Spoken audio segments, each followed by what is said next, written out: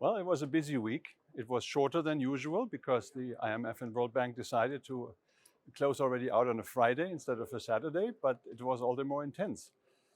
The meetings were different from the past because macroeconomic reared its ugly head in the form of inflation surprises, rising interest rates, and concerns about fiscal policy in the United States and many other large economies, which created some discussions about what it meant for the future of monetary policy, which it meant for emerging markets.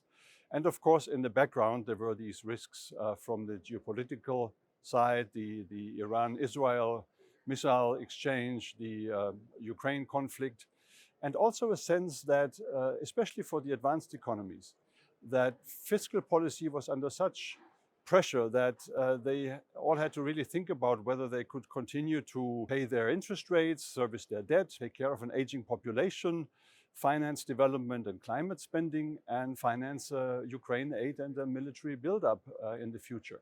So there was some, not gloom and doom, but some concern about how the future would unfold. And of course, in the background also a view of the elections in the EU and in the United States later that year.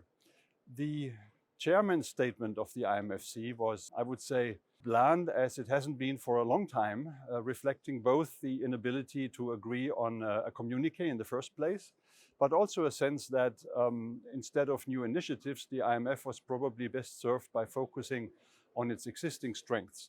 And in that sense, it was a good sign that the IMF could publish a paper just before the meeting started on how it could enhance its role in the debt restructuring process that has really plagued a lot of developing countries that couldn't get IMF financing for a long time until the debt issues were resolved. That's a hopeful sign. And of course, the IMF still continues to grow. It is about to welcome Liechtenstein as its member number 191, showing the attractiveness of the institution even for small countries.